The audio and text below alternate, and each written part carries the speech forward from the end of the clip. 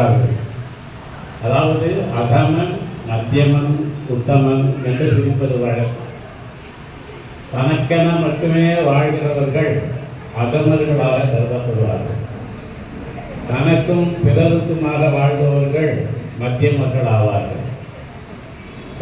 பிறருக்காகவே வாழ்கிறவர்கள் உத்தமர்கள் ஆவார்கள் என்று சொல்றார்.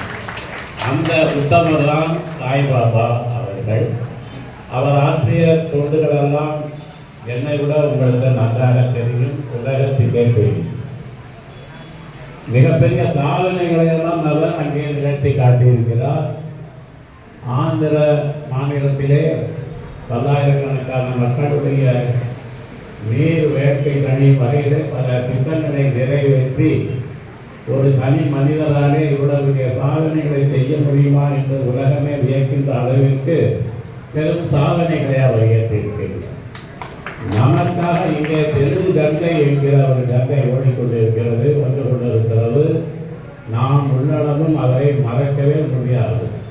எனவே அத்தகைய அவதார புருஷனின் பிறந்த நாளிலே கலந்து கொண்டு ஒரு புத்தகத்தை வெளியிடுவது, அதுவும் ஆழ்வார்களை பற்றிய புத்தகத்தை வெளியிடுவது என்பது எனக்கு கிடைத்த மிகப்பெரிய பாக்கியம் என்று நான் கருதுகிறேன். இதை தந்த நண்பருக்கு என்னுடைய நன்றியை தெரிவித்துக் கொள்கிறேன். அவர் இது பற்றி என்னிடம் சில நாட்களுக்கு முன்பு பேசிய பொழுது முதலில் எனக்கு தயக்கமாக இருந்தது, என்னால் முடியுமா என்று. ஏனென்றால் நான் கூட்டங்களிலே பேசி பல ஆண்டுகள் ஆயிற்று. எனவே ஒரு பெரிய தலைப்பிலே பேசப்படியான ஒரு சந்தர்ப்பம் வருகிற பொழுது முடியுமா என்று யோசித்தேன். ஆனால் என்னை விட மூத்தவர் அவர், அவரே உற்சாகமாக வேலை செய்கின்ற பொழுது இதை நான் மறுக்கக்கூடாது என்று விரும்பி ஏற்றுக்கொண்டேன். ஆண்டவன் அருளால், சாய்பாபாவின் அருளால் இங்கே உங்கள் முன்னால் வந்து பேசக்கூடிய வாய்ப்பு எனக்கு கிடைத்திருக்கிறது. அவருக்கும் எனக்குமான நட்பு 65 ஆண்டுகால நட்பு.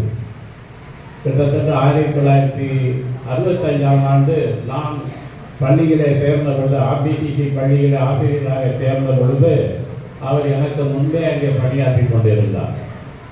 அன்று முதல் இன்று வரை ஏறத்தாழ 60 ஆண்டுகளுக்கு மேலே ஆகிவிட்டது. நாங்கள் பழகி கொண்டிருக்கிறோம். இத்தனைக்கும் நேரிலே பார்க்கவில்லை என்றாலும், பழகவில்லை என்றாலும் கூட உணர்ச்சி பழகுதல் வேண்டாம், உணர்ச்சி தான் நட்பான் கிழமை வரும் என்று வள்ளுவர் பெருந்தகை சொல்லுவார். அந்த வகையில் அந்த நட்புணர்வு நீடித்துக் கொண்டிருக்கின்றது.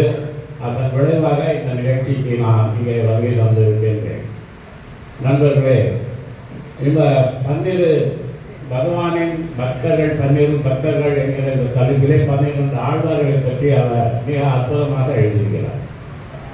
12 பக்தர்களை பற்றி ஏன் இந்த நூலை அவர் இந்த நேரத்தில் எழுத வேண்டும் என்று நான் யோசித்து பார்த்த பொழுது இது அவருடைய 12வது நூல் என்று வருகிறது. ஆக இது சர்ச்சைகளாக